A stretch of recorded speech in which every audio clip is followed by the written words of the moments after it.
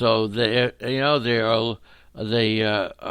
shipped out Cisco Sanchez in the JT Realmuto trade, and Howard represents their biggest hope. I saw him play in the Arizona Fall League, and we'll see how that shapes up. So maybe the Phillies can hook the Cubs on Zach Eflin or Nick Pivetta or Adonis Medina or Francisco Morales or even Eric Miller into the package with Bohm and perhaps Kingery or even center fielder Adam Hasley. All I'm saying is that these are the things that are being discussed, and that would be a tremendous right-handed bat in the middle of the order, Harper, Realmuto, and Rhys Hoskins, okay? That's not so bad. Not so bad at all. That's really not bad, right? The Phillies really have a bunch of, Logan Forsythe, Josh Harrison, Mickey Matuk, Neil Walker. What kind of team is this? Phil Gosselin, unbelievable. Unbelievable. The Chicago Cubs, a team that, look, we're talking about Chris Bryant. What are the Cubs going to do? And Kyle Schwarber, in the second half of 2019, left fielder Kyle Schwarber batted .280 with a .366 on-base percentage. Kyle Schwarber doesn't get a lot of respect, and hey, he gets no respect. I think he deserves it. Once again, Kyle Schwarber had a very interesting second half, and I think his best is yet to come. J.R. Matt says the Cubs are trying to trade a guy like Bryant, screams that they have no faith in the veteran pitchers that they have, and you could be right. I don't think the Cubs are looking at this season as a potential World Series year, but we'll see. Beer Man! Hey, Beer here! So great to see the Beer Man back. There you go. And I know it's tough. But when you come in the chat room, you light it up, baby, and I love you for it. So thank you so much. Okay, now, Schwarber batted .280, .366 on-base percentage, okay, and his OPS increased by more than 200 points. So the numbers really went up in September when he hit .341 in his last 26 games. So, of course, his contact rate, which increased a little bit, is still, he's still a prominent part of this team. He and first baseman Anthony Rizzo provide power from the left side. Schwarber has made enough improvement in his overall game. So, these are two big pieces that the Cubs need, especially if they trade away Chris Bryant.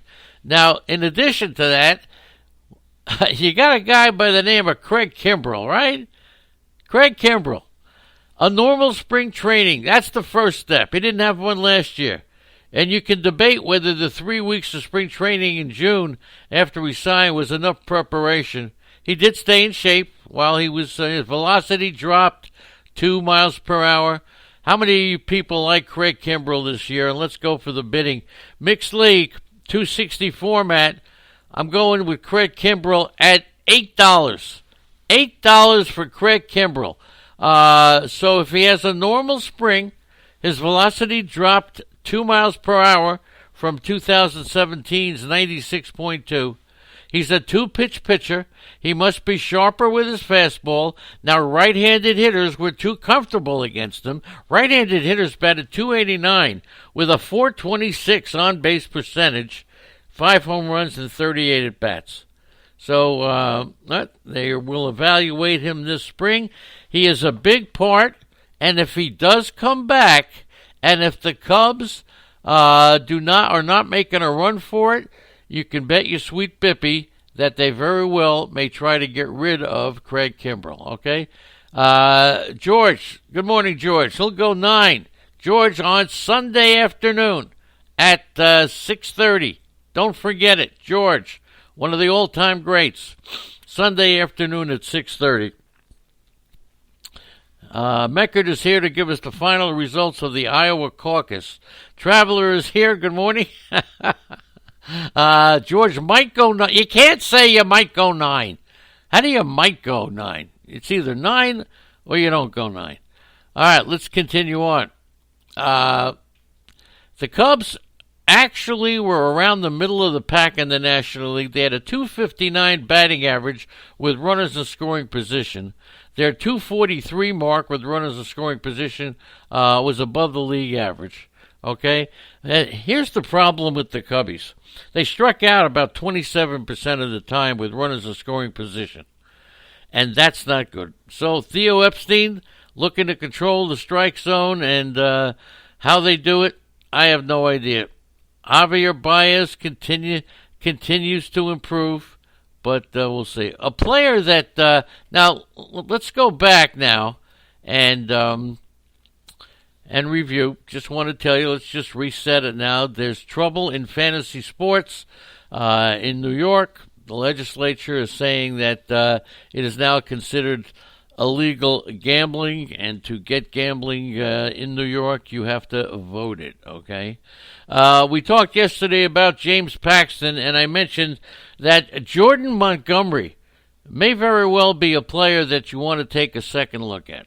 Now, 3 years ago, Montgomery came well off the pace to win the final spot in the Yankees rotation. He then impressed in the first taste in the big leagues. He was 9-7 with a 3.88 in 29 starts. At 24 years old, he provided a glimpse of what he could do at 6'6", 228. And who's the comp? I received the comp this morning from Brian Ambrose, who is the fan addict, and I respect him tremendously. He came up with a comp, and I love comps, so let's start getting into comps a little bit. Where are we? Is anybody going $10 on Craig Kimbrell? That's what I want to know. Where are we? Let's have a comp for Jordan Montgomery. I have one. He had Tommy John surgery in 2018. He only had 6 starts at the beginning of the season and working in 2 September big league games late in 2019. So Jordan Montgomery could be a very interesting sleeper pick. He entered spring training as the betting favorite, okay, to get a rotation, and that opened up with James Paxton undergoing back surgery. So along with Montgomery, he's got Luis Cessa, Jonathan Loaizaga, Mike King, Devin Garcia, and interesting. He's got good stuff. He's a battler. He's got stuff. 33 major league starts. He has more starting experience than all 4 combined. Cessa, Loaizaga, King, Garcia hasn't pitched above AAA. So Jordan Montgomery, I'll tell you something.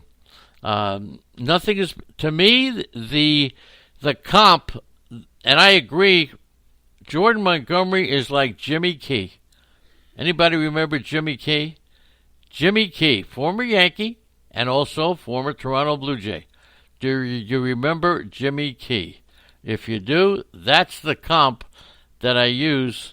Okay, that's the comp. All right, Workman and only Traveler goes 10, and so that's the is Loaizaga a better option if he's healthy? I think Jordan Montgomery in the left-handed pitcher at Yankee Stadium. The kind of pitchers that succeed at Yankee Stadium, the lefties, are the ones that keep batters off balance. It's not so much the pitchers that throw 150 miles an hour. It's the guys that keep them off balance. And if you think of Jimmy Key, that's pretty much who we're talking to, who we're talking about, okay? That's who we're talking to. Jimmy Key as the comp for Jordan Montgomery. All right? And we know that Garcia dominated in single A and double A, but struggled at triple A. So I don't know about him. And I can't pronounce his name. Loaizaga, Cessa had 86 outings. Loaizaga had started only 8 of 24 games. King was sidelined early last year, but I'll take that into consideration, okay? Jordan Montgomery, excellent sleeper pick if you want a sleeper pick. And finally, let's talk about the Dodgers. What are the Dodgers going to do if they don't get Mookie Betts? How does this hurt the rest of the team? How about Muncy, all right, who just was guaranteed $26 million? Okay, 29 years old. Muncy was a cast-off. to be one of the top sluggers in baseball, yet still, he's hit 35 home runs in each of his last 2 years. And so he became the 5th player in franchise history to hit at least 35 home runs in 2 years. He made his first All-Star team, and with Gavin Lux knocking on the door at second base, Muncy figures to play primarily first base, and Cody Bellinger is going to play center field. So if the 27-year-old Betts, winds up in this lineup, they're going to slot Muncy at the top of the order. He may wind up batting second in this lineup, okay? And don't forget, the problem with Mookie Betts, if he gets traded to the Dodgers, is RBIs. The last 2 years, he's had 80 RBIs batting leadoff for the Boston Red Sox. That's going to be cut 70, maybe even fewer than 70. In his heyday, Betts had well over 100, but he batted in the middle of the lineup. Now, he, last 2 years, batted on top of the lineup, and when you take a National League leadoff guy, it's a whole different ball game from an American League leadoff guy. National League leadoff guys, very different. All right, let's talk to the Colorado Rockies. I was trying to get to Mercado today from... I was trying to get to Orlando Mercado, but we don't have time. So we'll go to the Colorado Rockies and see what the Colorado Rockies are all about. And when you think of the Rockies this year, you're thinking of their closer, right? Who's the closer on the Colorado Rockies? Is it going to be Wade Davis? Is anybody taking Wade Davis in our draft? Now, we all know that Nolan Arenado's future in the purple pinstripes, it's a big issue. And they have to decide quickly who will be the third baseman and who will be taking the ball in the ninth inning. And that's what has to be the biggest question in fantasy baseball. All right, will it be Wade Davis, who led the National League with 43 saves in 2018? That's a Rockies record. And then he absolutely fell apart in 2019, lost his job as the closer. Will it be Scott Oberg? And Oberg was Colorado's most consistent bullpen arm last year. He replaced Davis in the second half as the closer, and he was given a 3-year, $13 million contract extension. Okay? And now, so, what are we hearing out of the manager? Non-committal about a decision. He's indicated he'd like to see Davis return to elite form as a closer, but that the right-hander's performance in spring training will determine exactly what the story is. So once you see Wade Davis, and don't forget, the closers come in early. Closers come in early in the game, not late in the game. That's oftentimes confused, okay? Closers come in early, not late. They want to come in early in the second, third inning because the manager wants to see the potential closers go against the best hitters, not against number 99 coming in the 8th or ninth inning. So if they don't close out games, don't get confused and think that he's not a closer.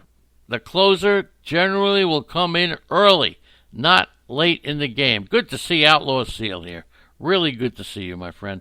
Okay, nice to have you aboard. Now, who's going to be the closer? Also, Carlos Estevez, who got a shot just a little bit, Jairo Diaz. So there's a couple of different things. I mean, Davis was very strong. He was extremely upset how he threw the ball in the second half. His track record is strong. He's the favorite. Oberg led Colorado bullpen. He had a 2.4 WAR, 2.25 ERA in 49 games. He had 5 saves, and then he had blood clots at the end of the year in mid-August. He's expected to be healthy. So Diaz and Estevez are also solid candidates, and we'll see what happens there. Now let's take a look at the Colorado Rockies position by position. And Arenado's the big thing. That we know. Still talk about Arenado being on the trading block, but we'll see. if that really happens. Now, I'll tell you what, 74 is the over-under